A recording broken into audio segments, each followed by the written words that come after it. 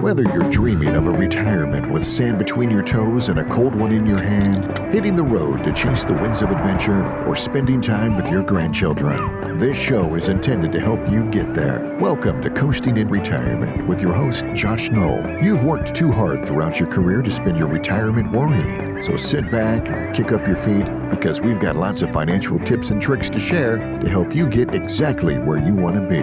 Here's Josh. Good afternoon, everyone. Welcome in. Welcome to Coasting in Retirement. That's right. So Josh Knoll here, alongside co-host Michelle Lee Melton, my radio partner in crime, my midnight rider, my, do I say Auburn or Opelika lady? You say AO area. area.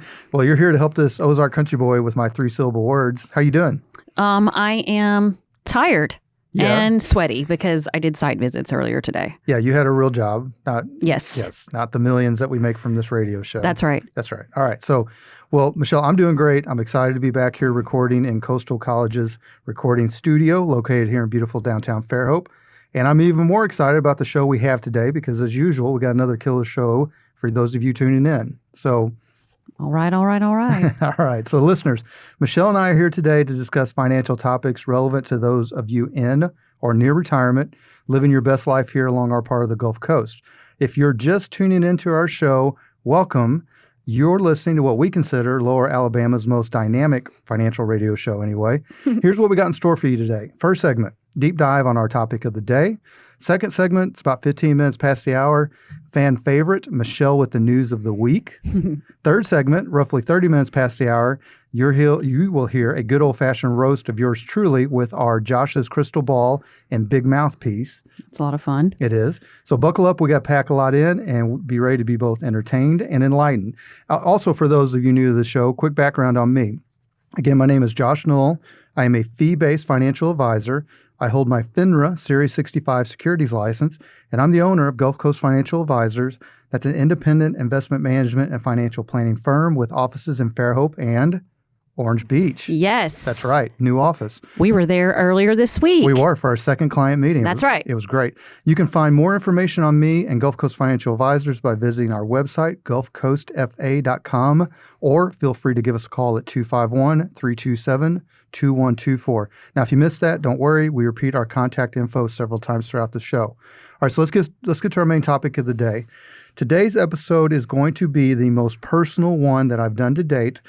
It's about something that has affected me and my family very deeply.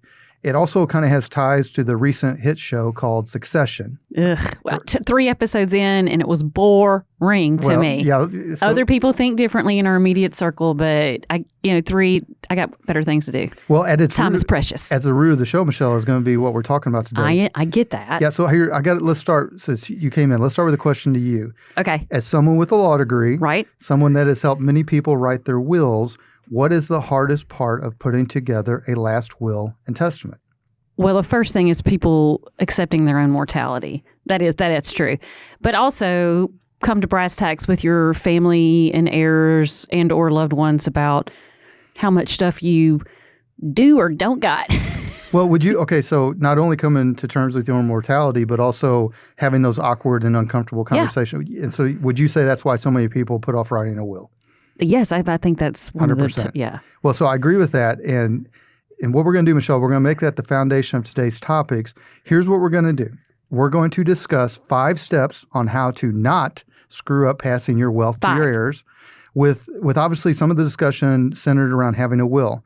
Before we do this, though, I want to give a quick story on how this particular issue has affected me so personally. So, folks, my family listens to this show. Most of my family's back in Missouri. So I'm going to tread a little lightly because the wounds from this story that I'm about to tell are still pretty raw. Most of our regular listeners and our existing clients know that I am originally from the Ozarks of Missouri, specifically what's called the foothills, which is just north of what is called the Boot Hill. I was going to say, that was a Boot Hill. Well, I'm just north of the Boot Hill. It's basically Arkansas. It's pretty close. So I come from a big family on my dad's side. Now, my mom's side of the family was small growing up as she has gotten older and branched out to some of her other family members. The size of her family has grown. But this story is going to concentrate on my dad's side, which for most of my life was a pretty close-knit family. The patriarch and the matriarch of this branch of the family were my grandma and grandpa Null, Eldon and Virgie. I was very close to both of them, particularly my grandma Virgie. And, like a lot of kids out in the country, I spent a significant part of my youth at their house. So rewind many decades ago. My grandpa started buying land in our part of the country, southeast Missouri. He eventually accumulated about 600 acres. My family utilized the land for various businesses, various purposes. And because we were country in our country, we like to name things in a practical sense. So there was the pig farm. Ew. There was the sawmill. My grandma had a hamburger and ice cream stand. There was the lumber yard. You get the idea. I even had a mama dog by my side for my entire youth. So we didn't have a great imagination on naming things. You weren't very creative. But all you had to know was, meet me at the sawmill. You knew exactly where to go. So with all of this family-centric activity in the eyes of a young boy, I thought we were just one big happy family making a go of it in a rural area where, as my dad would sometimes say, you have to work twice as hard to make half as much. So you kind of get a mental picture there. Fast forward many years to, say, about 12, 13 years ago. This will get us back to our topic of the day. Both my grandma and grandpa died within a few weeks of each other after, That's sweet. Somebody died of heartbreak. Yeah, my grandpa called a shot. It was pretty powerful. But they had been married, I believe, 73 years plus. Wow. They left behind 6 surviving children. And while they had prepared several beneficiary deeds for this land that I was referring to, they had not written a final will and testament, at least not one that I'd ever heard of. So to make a long story short, after my grandma and grandpa passed, over the ensuing years, these beneficiary deeds end up being challenged in court. And as time went on, my once close family was torn apart. We had brothers and sisters taking each other to court, my aunts and my uncles. We had multiple disputes on what defined someone's rightful inheritance. And eventually, and unfortunately, a pretty significant chunk of those 600 acres ended up getting sold on the courthouse steps. So thankfully, we were in a position to purchase many of the most important pieces of land back to our family. But as you all can imagine hearing this story, the whole process took a really tough emotional toll on my family. Now, I tell that story, and I've hesitated telling it for a long time. It's the first time I've told it publicly. It's going to come off as I'm being judgmental to both my grandparents and to my aunts, my uncles, and all that. I'm not. It's not meant to be. I do believe they all tried to find a solution for years, but at the end of the day, the avoidance of a really, really hard type of conversations led to the lack of one final complete plan for what happened after my grandparents died. I tell you all this story because some of you are listening right now and you're nodding your head. Maybe it's your parents that are in their twilight years and it's been hard to nail down a final plan. Or maybe you yourself are struggling with some of the details of how you want your inheritance to go on to the next generation or to your heirs. Whatever the case may be, today what Michelle and I want to accomplish are to give you all some guidance on how to potentially avoid what happened to my family and has happened to so many other families out there. And so what we did, because Michelle likes odd numbers, likes odd numbers, we broke it down into 5 easy steps that, to be fair, in and of themselves, one, some of them are not going to be a surprise to you all, and 2, they won't necessarily guarantee family harmony, especially around something that can be so very emotional at times. But I promise you that if you follow these steps, you will at least get closer to leaving this earth with some peace about your legacy. So, all right, Michelle, you ready? I'm ready. Okay, so here we go. Here are the 5 steps on how to not screw up passing on your wealth to your heirs. We'll list them out each, and then we'll circle back to each one individually. Number 1, should be pretty obvious so far. Have a written last will and testament, and if necessary, have an estate plan. We're going to go into more depth on this, but a quick note. You don't always have to have a large estate to need an estate plan. That's right. If your estate is, quote unquote, small, estate plans can also be very useful when there's, for example, there's special needs or I guess in my case, an outlaw / in-law lurking in the shadows waiting on your demise. Yes. Right? Number 2, 5 steps on how not to screw up passing your wealth on to your heirs. Have a conversation with your heirs. It more likely than not, it may be uncomfortable. Not always. I mean, there's some families out there that are pretty open on this. I tried, you say you learn from this, you learn from the sins of the past. I tell my 3 children, I don't love you all equally. I love you uniquely. And when it comes time down the road to pass on whatever I have, there's no way mathematically it's going to be perfectly equal. It's not going to happen. Yeah, that doesn't work out that way. So, and then also from my experience, all these conversations, they are uncomfortable. Now, what we're going to make the case on— You can make a lawyer do it. That's what I was about to say. Yeah. If it's going to be super uncomfortable, I would go a step further, Michelle. I'd say have your professional team help you. There you go. Who's your professional team typically? Typically, it is a attorney, sometimes an estate attorney. Typically, it's a financial planner, like what I do. And a lot of times, often, if you've got a CPA that's been around for a number of years and knows your business or your estate very well, they're pretty handy. So that's your professional team for a lot of folks that have built up a sizable estate. Okay, number 3, on things to do to help with passing on your legacy. We told you all, for your regular listeners, if you caught our last episode, we told you to ignore most of the news. We used the news around the debt ceiling as an example. Now, ignore news on the debt ceiling, but don't ignore news about the estate tax exclusion, which is otherwise known as the death tax. As opposed to the debt ceiling, the estate tax exclusion is a political football that can have a real impact on your family, especially since there's some of the provisions sunsetting here in the next handful of That's years. Right. All right, number 4, if possible, think about helping your heirs while you're still alive and at a time when they could probably use the assistance. One small example is the gift tax exclusion for 2023 is $17,000 per person or $34,000 per married couple. You had something to say, Michelle?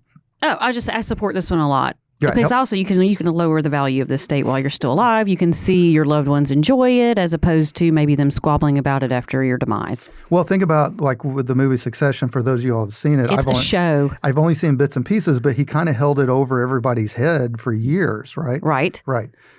Better just to, if you can, if it works, maybe start thinking about helping your heirs while you're all still alive and they could probably use it the most.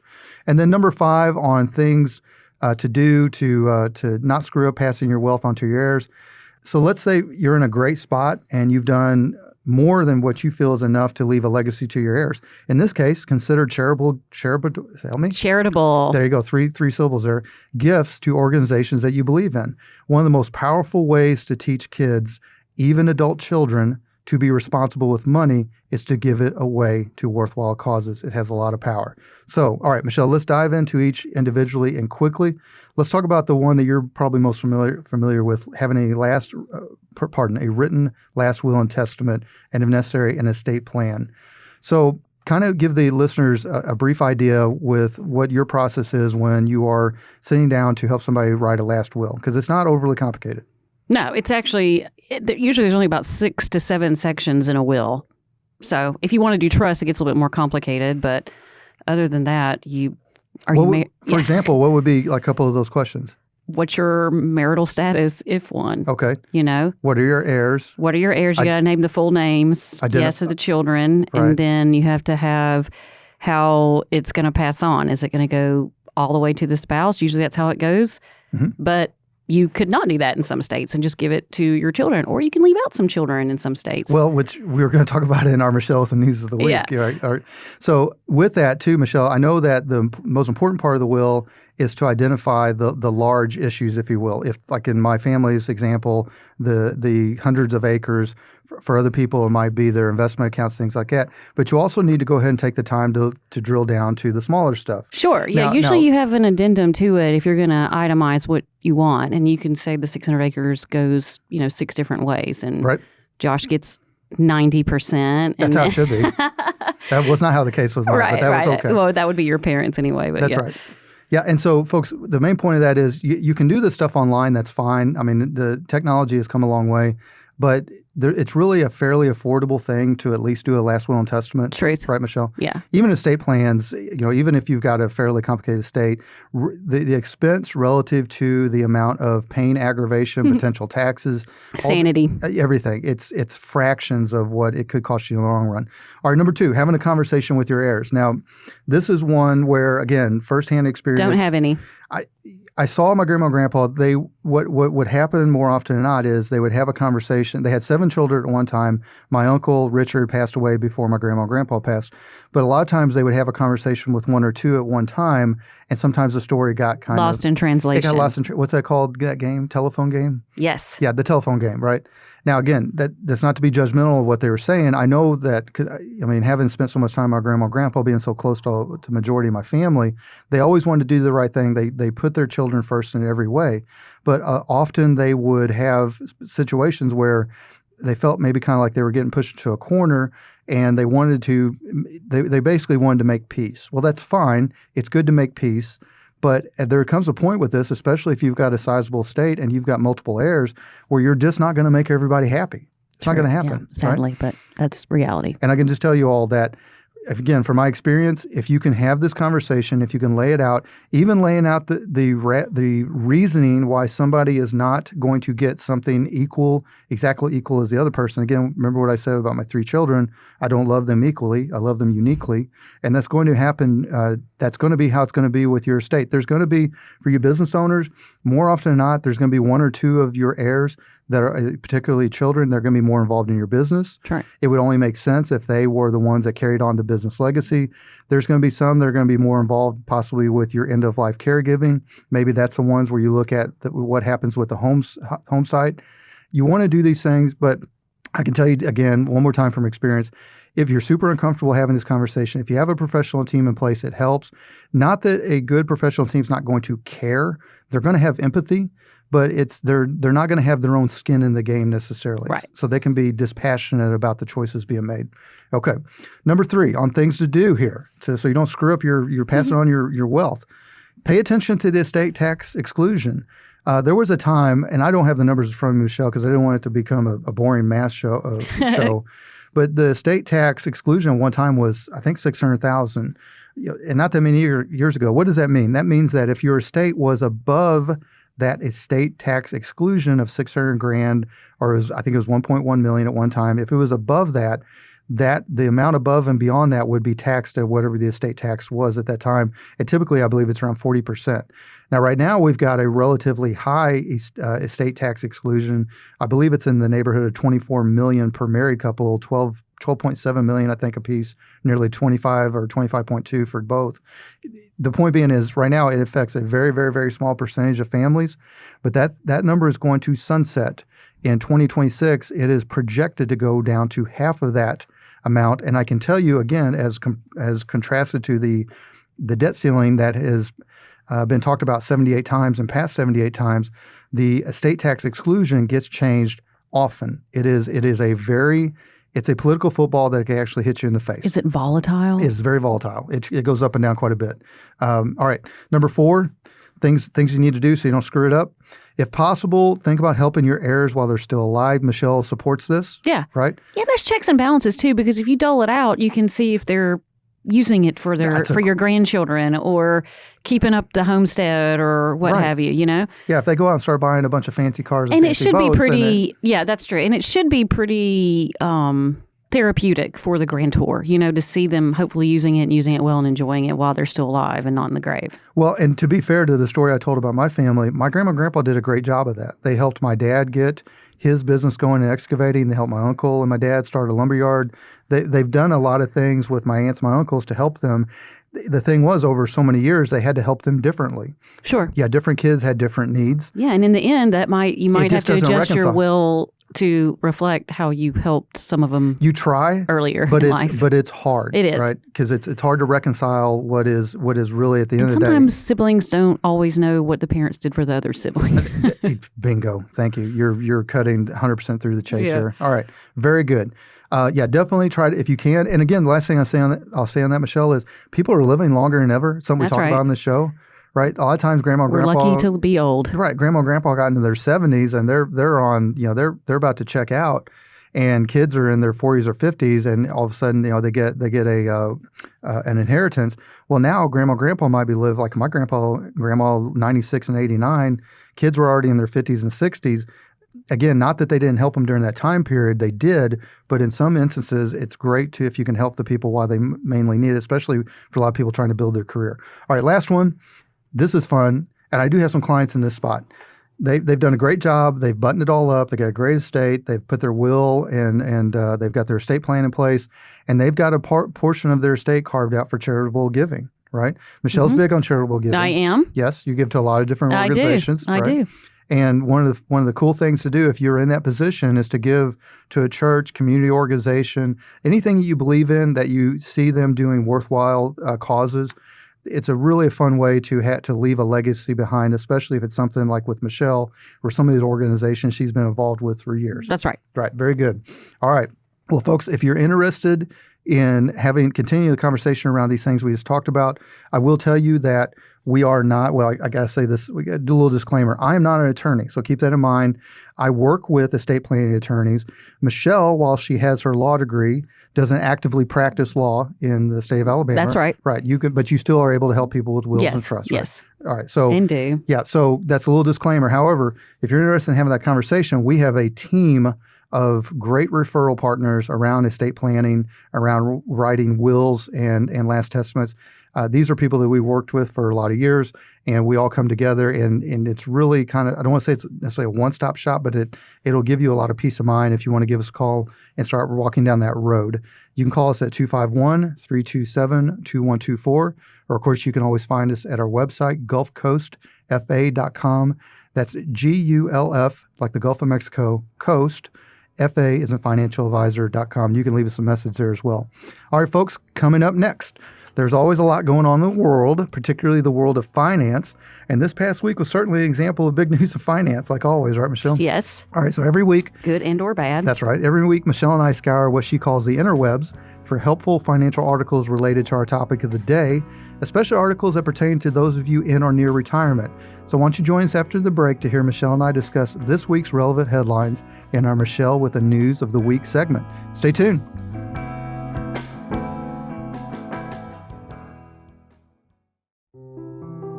Support for coasting in retirement is provided by Synergy Home Care of Daphne. At Synergy, we understand that people are happiest and healthiest where they are most comfortable, in their own homes.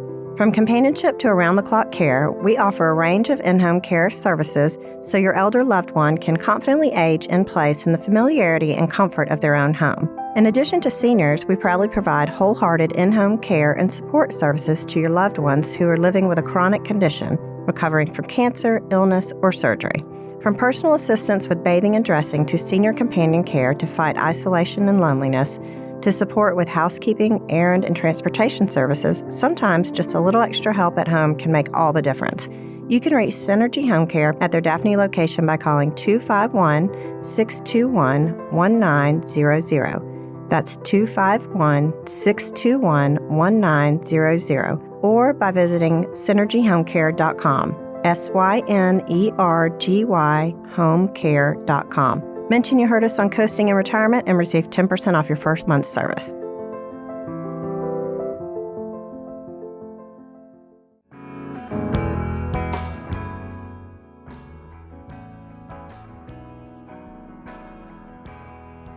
Welcome back to Coasting in Retirement. Your host, Josh Knoll here. So as we discussed before the break, every week Michelle and I scour what she calls the interwebs for helpful financial articles related to our topic of the day. We try to find articles that pertain to those of you in or near retirement. Michelle and I are going to help you all understand and decipher the deeper meaning of these headlines, or I guess at the very least provide some context. So without further ado, here's Michelle with the news of the week. All right, Josh, let's start with a news site I found called The Balance. They have a recent article titled How to Protect Your Estate and Inheritance from Taxes. This article is super in-depth and does a great job of breaking down the difference between estate taxes, which is the overall value of the estate at the time of individual's death, and inheritance taxes, which is unfortunately what your beneficiaries will pay. So unfair. Anyway, Right. So they go on, they listing the states that have their own estate taxes, and a side note, Alabama does not. When? Okay. So I also think this article does a great job of explaining the difference between revocable and irrevocable trust in plain English. So, what are your thoughts? Well, I do. I think it was a great article you found. It also gave a brief history of the federal estate tax laws. Yes. Which in the opening segment, we were talking about news that people should pay attention to and news that people should not. And I referenced that back when I didn't have the numbers in front of me, that the estate tax exclusion was $600,000 at one time. Well, come to find out, that was just in 1997. And it's going to be cut in half this year? Well, not this year. Or sunsets? Well, so let me give you a little bit of history here. Okay. It was increased to $1 million in 2006. Now, $1 million is $1 million, right? I'll take it. But there's a lot of people that have estates that are considerably more than $1 million, right? So a lot. Right. What happened with various legislation over a couple different presidents is that exemption has been increased kind of up and up over a period of about a decade until this year. It's somewhere a little bit north of 12 million It's like 12,700,000. If I'm wrong, listeners, apologize, but it's somewhere in the 12 million vicinity for 2023. Of course, it's double that if you're a married couple. But what Michelle was referring to is there was what is commonly referred as the Trump tax bill. That high estate tax exclusion is going to be sunsetted in 2026. Right now, if there's no changes made, it will go to roughly half, which based on current math is about 6.4 million per person. Again, 6.4 million per person times 2, that's 12.8. That's still a sizable number. But again, you need to pay attention to what's going on with the estate tax exclusion because there's nothing set in stone. The only thing set in stone at this point related to it is that Congress can charge it. They made that change 100 years ago. The part that is not set in stone is how much is that exclusion going to be. And for those of you all that own a business, those of you all, let's pick on Baldwin County. Okay. Those of you all that own land in Baldwin County that maybe you bought years ago, kind of like, or maybe your parents or your grandparents did, like my grandparents did. You bought this land years ago, and as opposed to Wapapello, which has not seen any real population growth, Baldwin County is one of the... It might have declined. It may have declined. But Baldwin County is one of the fastest growing counties in the United States. That's right. And consequently, the value of that land has, 5x, 10x, 20x? Yes. Who knows?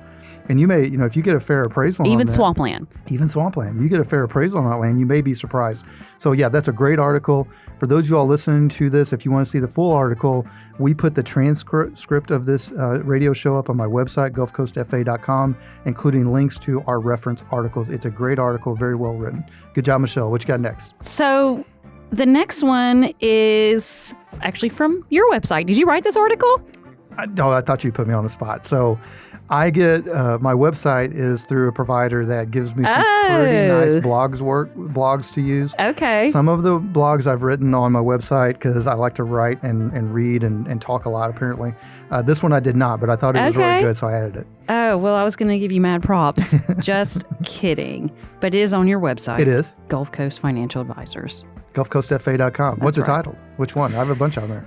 It's actually what you've been talking about. Are you prepared for an estate tax sunset? There we go. So this brings up the 2026, the current state exemption of $12.92 million per person. Big numbers. That was part of the 2017 Tax Cuts and Jobs Act is set to expire. The future amount is projected to be reduced by roughly half to about $6.4 million per person. For states that exceed that amount, the federal tax rate will be set at 40%, in addition to those states that charge their own estate tax. Given that we're almost halfway through 2023, do you see this playing out as it was written in 2017, or do you see more changes to the estate tax exemption? Well, so the estate tax exemption just escaped a lot of changes with the Build Back Better legislation that came through. Yes. Those of you all that pay attention that have estates, you'll recognize what I'm about to say, but there was pressure to eliminate the step-up basis related to capital gains in some of there. There was talk around doing things with long-held positions in stocks. There was talk about making changes for land that had been held for a long time and losing that step-up basis. So to answer your question, yes, I do see, particularly as we're coming into a election environment, election year coming up next year, it's one of those things that it is very easy to use as a political football. You can simply say, hey, we are, even though, Michelle, I think it affects less than 1% of 1% of the total national debt. I don't even mean to make light of national debt. Sounds made up. I don't mean to make light of people passing on estates. The point of it is, even though it is a fraction of anything that makes a whole big chunk of difference in the end game, what it is, it's an easy talking point for a lot of politicians. They can pivot. They can say, hey, we're letting these rich people pass on these estates without any taxes.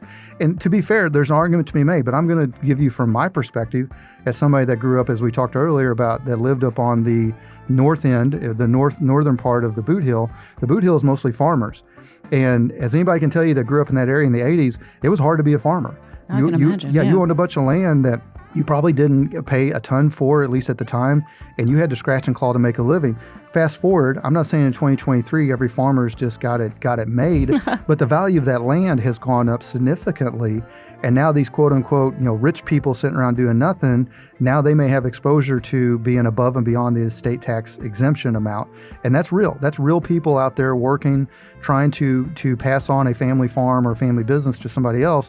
If this estate tax gets lowered far enough down, Well, now they've got an issue. They've got to look at developing some process or program to handle that transition of wealth. Fortunately, that's one of the things that we do in our partnership with our estate tax, with our state attorney, planning attorneys, and with some of the tax planning we do. We can help with that. 251-327-2124. That's a pretty pertinent article you found there. And I think in this On my article, website. it brought up, yes, Josh did not write, but that life insurance is usually not subject to the estate taxes, which I was not aware of. Yeah, typically held outside of. I'm sure there's exceptions that we're going to say generally, but typically held outside. Because sometimes, Michelle, that's a great point. Michelle, sometimes you do use life insurance in the passing on of the estate. That's a great point. Yeah. All right. So far in this segment, we've discussed issues from the view of the person leaving the inheritance behind. Let's move to the other side and discuss challenges facing heirs. Personal credit rating site Experian has an article simply titled, "What to Do with an Inheritance." I've got tons of ideas, but I don't know if I'll ever get one. Okay, here's some of the author's common sense advice. Park your money in a high-yield savings account. That makes sense. Pay off your debt. That sounds even better. And buy a bigger boat. However, I don't think that one's in there. I think it actually advises against buying a boat altogether. I slipped that right into the outline. Okay. So just kidding. That's actually not in the article. Josh put it in there. So anyway, as someone that has helped your clients both pass on wealth and manage inherited wealth, what do you think the biggest mistakes heirs make are? Well, this one's actually pretty easy, Michelle. More often than not, in a lot of, not more often than not, a lot of times in a family dynamic, when there is a sizable estate passed on to the next generation, it's more often than not the largest chunk of money or assets that person has ever received at one single point in time. So let's focus on what if it's money being passed on. I've seen people inherit 50 grand. I've seen them inherit 500,000. I've seen them inherit 5 million. The ones that had the biggest problem with it it's kind of the same issue that you see related to people that win the lottery.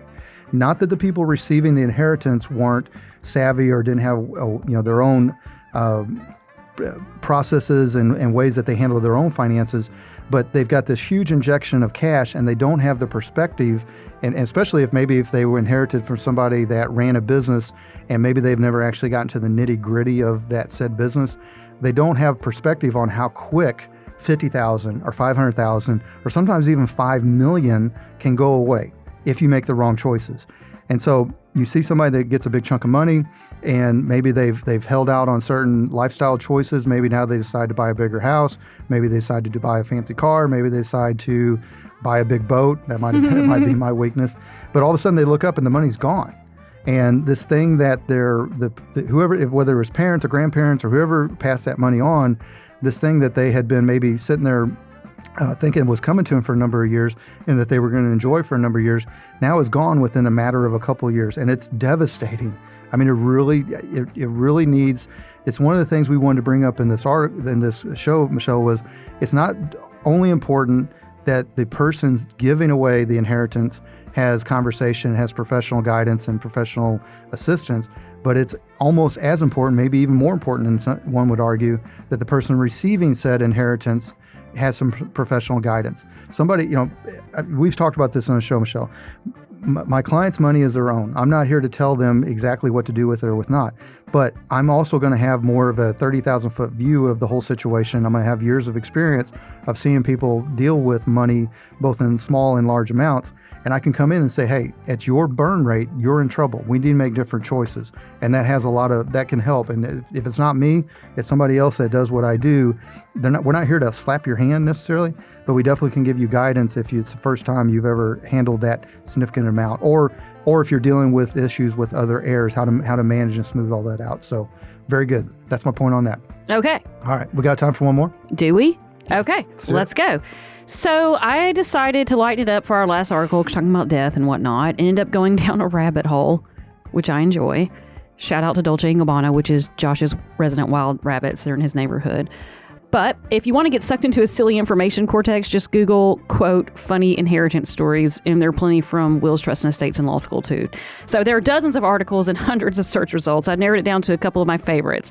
First, did you know that in 1928, an anonymous British citizen donated £500,000 to the United Kingdom's government with the express written instructions that it be used to pay down the UK's national debt. What a sucker. Right. Anyway, don't they have other things to do that? King and he's queen still and anonymous stuff? to this day. Yes. All right. And that money actually sat in an investment account for over 90 years and grew to over $640 million in value. I don't know what it is in pounds or whatever they do. I think it's probably about 480 million pounds. Okay. That'd be my guess. Okay. Somewhere around there. Because no one could work out the legality of using it as intended. It's complete weak sauce. Spend that money, but maybe not because they did it. I wonder if they ever did. I don't know. But so, and this had Leona Helmsley as the creative director of Chanel, and maybe this is a widespread Chanel phenomenon. Okay. But allegedly, she left her entire $150 million fortune to her cat when she died in 2019. Now, Karl Lagerfeld did the same thing to his cat. Is he a Chanel guy too? Yes. I didn't and know what his cat, Chanel is, to be honest with you. It's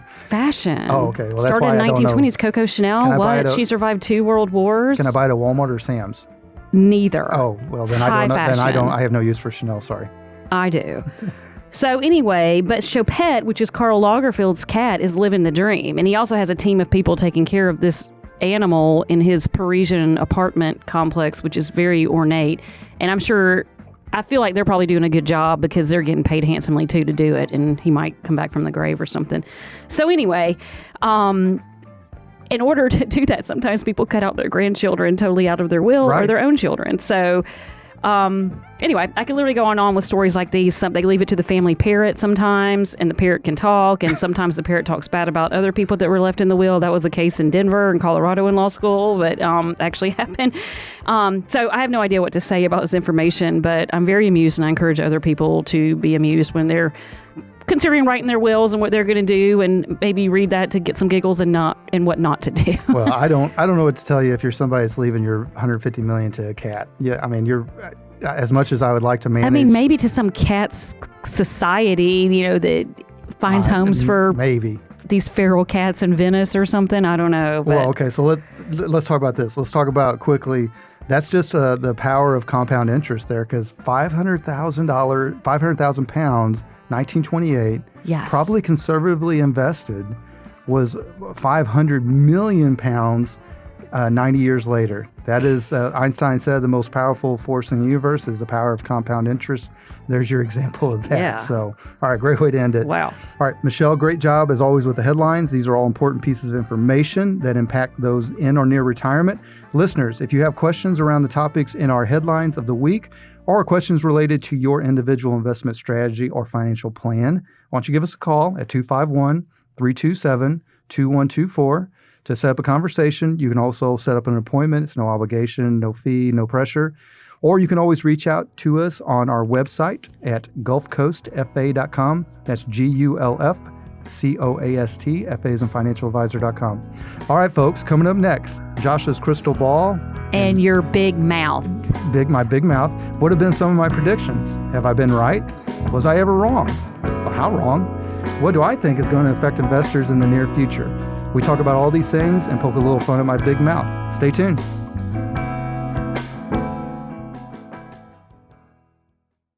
Imagine for a moment that an intense storm is pounding your house. Will your roof leak? Will the siding peel away? Will your basement flood? If your house is properly built and maintained, you'll be fine. What about your 401k or investments? The stock market has had a great run the last few years, but is its current turmoil making you feel uneasy? Are you confident your portfolio is built to weather a financial storm? Well, now might be a great time to get a second opinion on your retirement plan. Call Josh Knoll and the team at Gulf Coast Financial Advisors, 251-333-5151. They'll examine your portfolio and show you if your investments are in need of some weatherproofing. Get your no-obligation second opinion by calling Josh Knoll and the team at Gulf Coast Financial Advisors, 251-333-5151. Don't let your retirement get caught in the rain. 251-333-5151. Advisory services offered through Prime Capital Investment Advisors, LLC, a federally registered investment advisor. PCIA 6201, College Boulevard, Suite 150, Overland Park, Kansas 66211. PCIA doing business as Prime Capital Wealth Management and Qualified Plan Advisors. PCIA and Gulf Coast Financial Advisors are not affiliated. Welcome back. Your host, Josh Knoll here, alongside co-host Michelle Lee Melton. So, folks, I am opinionated. I do have strong opinions at times. Michelle's laughing already. Yeah. I would say, and Michelle, to be fair, a radio show host that isn't opinionated to some degree wouldn't be very interesting to listen to, right? Yeah. And I am paid in my profession to offer professional guidance and opinions to my clients. Otherwise, I'd say, what use am I? Yeah, lukewarm's no good. Right. Sometimes I feel so strongly about something that I talk about it publicly, the various podcasts and radio shows that I've had. Sometimes I'll even make predictions.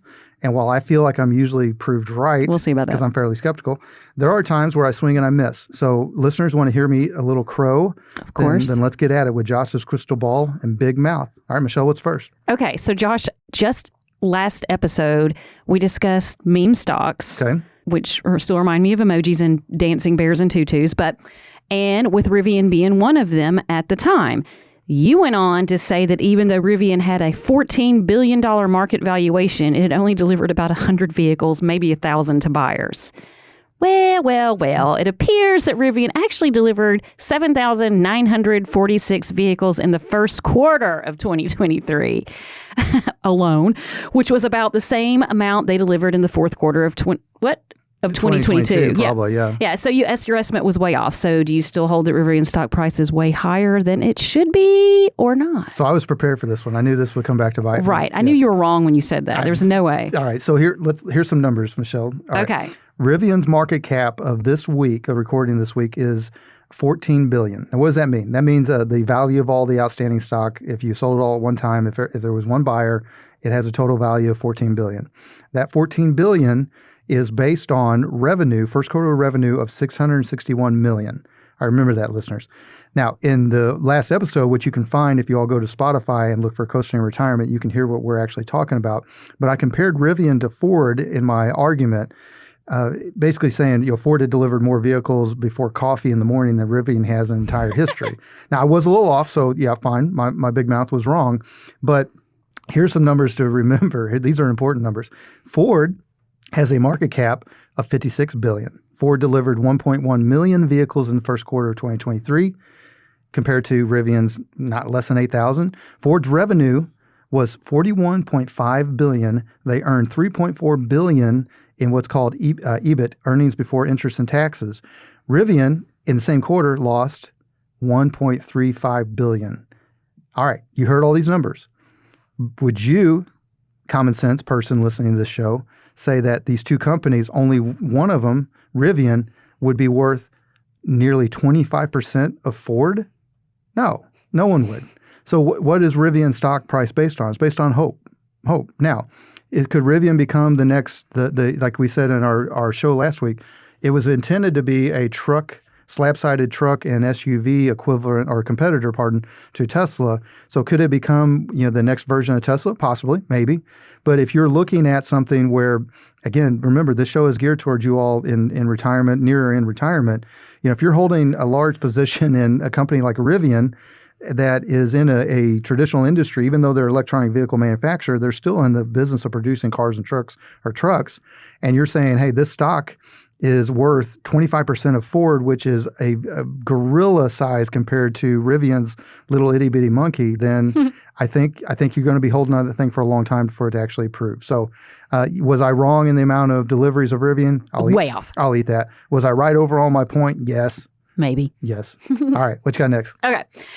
You said recently that you thought artificial intelligence, known as AI, would be more of a threat to the job security of investment and money managers than it would be to financial planners. Well, let's look at some recent news. It appears that J.P. Morgan Chase has recently introduced and patented, I might add, a new stock trading advisory chatbot called Index GPT. Here's a word salad definition for you. The product provides temporary use of online, non-downloadable cloud computing software using artificial intelligence for use in computer software selection of financial securities and financial assets. Got all that? End quote, I hope. That's it. But it's a lot. So JP Morgan Chase is claiming it's not trying to displace actual money managers, but industry experts say it's only a matter of time. I tend to agree. So did you know this opinion coming out of your big mouth? All right. So first, let's define the what we're difference. talking about. The difference. All right. So most times historically, when people think about financial advisors or people that do what I do, historically, they kind of think of us as in money managers or investment managers. And they're not totally wrong.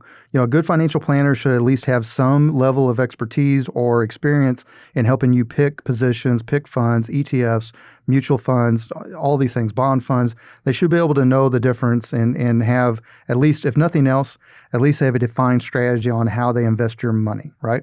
Now, what you have is a carryover of the old days, like you and I talked on a previous episode, where the financial advisor position, as I'm currently constituted, really hasn't existed for that many decades. Historically, it was brokers. Brokers, if you ever seen the movie Wall Street, of course, they call you up. They say, hey, I got, if you buy 1,000 shares of blah, blah, XYZ, it's going to shoot the moon, right? That was kind of the thing. So what we're seeing is for people that are strictly managing money or strictly investment management, or maybe even the broker world, I do think I'm right with my opinion that there's going to be pressure with this artificial intelligence, because the thing is, when you're hiring a money manager, particularly if you've got an actively managed account, you're looking towards the expertise and the experience of that money manager to help pick the positions inside that fund.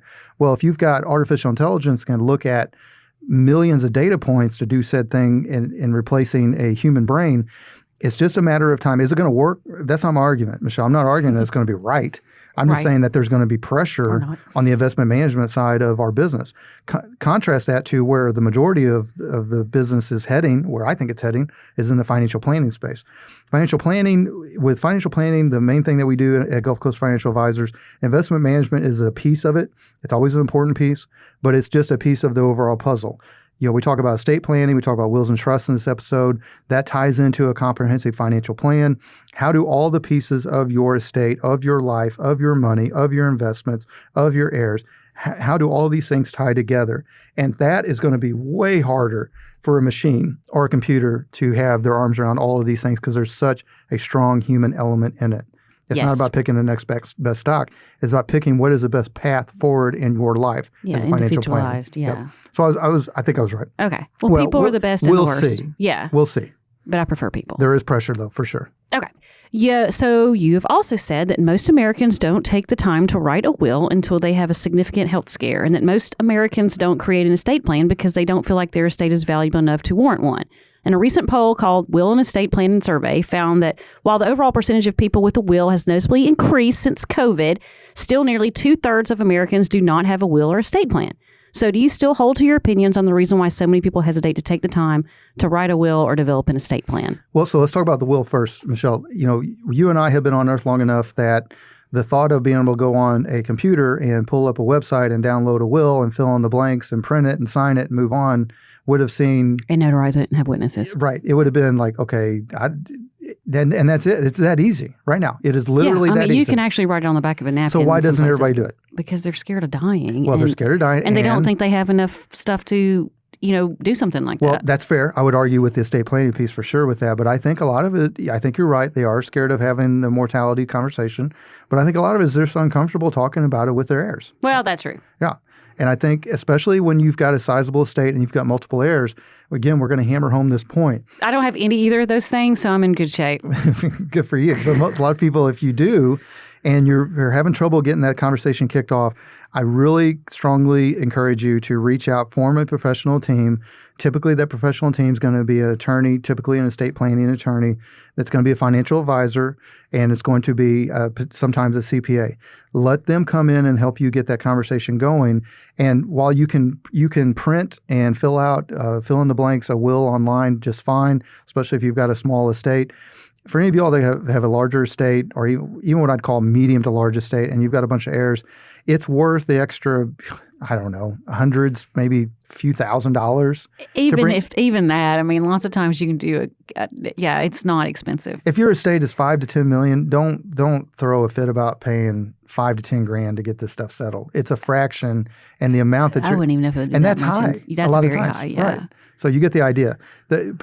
Keep it proportional to not only your total size of your estate, but also keep it proportional to the amount of heartache and headache and hurt feelings that you're going to have to deal with if you don't address it now. So we can help with that. 251-327-2124, at least from a financial planning perspective, and introductions to estate planning attorneys.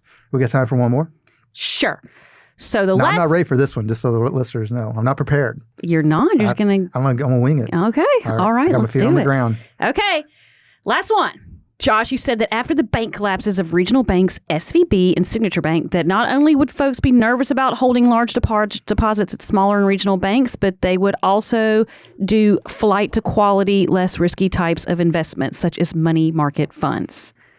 Was I right or wrong? Yeah. I mean, Yeah. Oh my gosh! You know what? We kind of made. Did I whiff on anything on this segment? okay, let's see. I lift a little. This one, yeah, absolutely. You've seen a flight to quality when everything got shook up. And Michelle specifically referenced money market funds. Money market funds are mutual funds that are considered, they're not considered cash, but they're considered cash equivalents.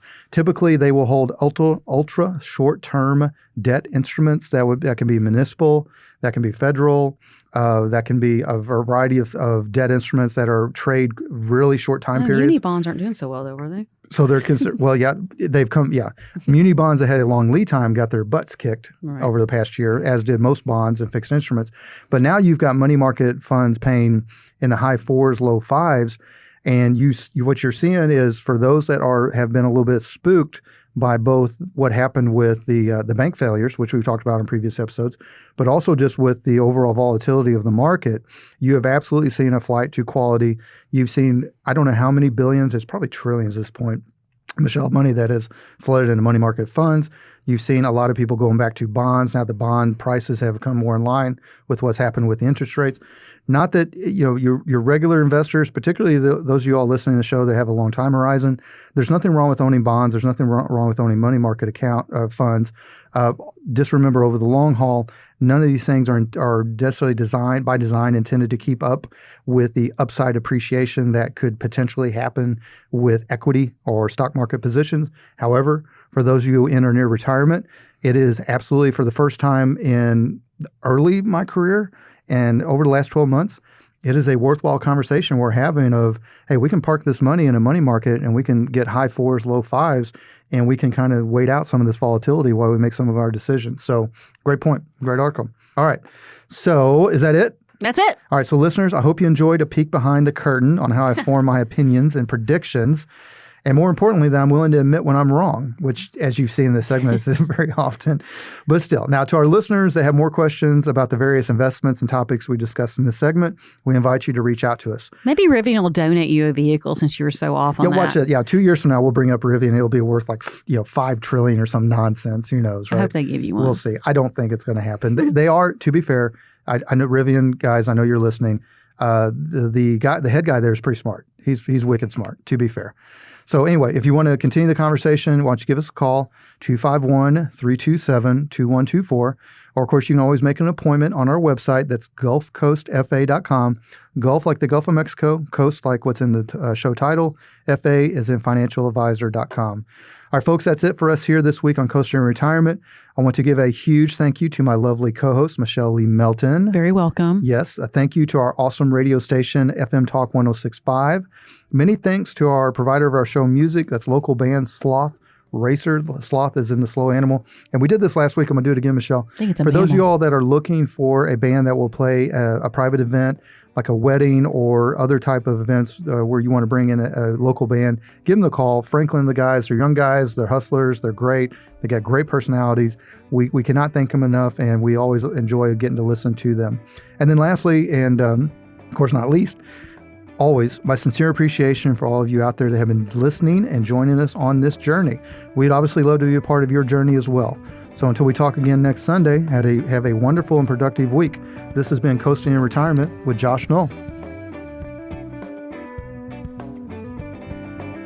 Advisory services offered through Prime Capital Investment Advisors, LLC, a federally registered investment advisor. Prime Capital Investment Advisors, LLC, 6201 College Boulevard, 7th floor, Overland Park, Kansas, 66211. Prime Capital Investment Advisors, LLC, doing business as Prime Capital Wealth Management and Qualified Plan Advisors, and Gulf Coast Financial Advisors are not affiliated. Gulf Coast Financial Advisors, Prime Capital Investment Advisors, Prime Capital Wealth Management, and Qualified Plan Advisors do not provide tax, legal, or accounting advice. This content has been prepared for informational purposes only and is not intended to provide and should not be relied on for tax, legal, or accounting advice. The information provided herein is not a complete analysis of every material fact regarding any strategy. It is intended only to provide insight into the opinions of the author. All information presented is for educational purposes only and is not an offer or solicitation for the sale or purchase of any securities. Content offers commentary and generalized research, not personalized investment advice, and is for informational purposes only and does not constitute a complete description of our investment services or performance. All investments involve risk and, unless otherwise stated, are not guaranteed. Be sure to first consult with a qualified legal professional and/or tax professional before implementing any strategy discussed here.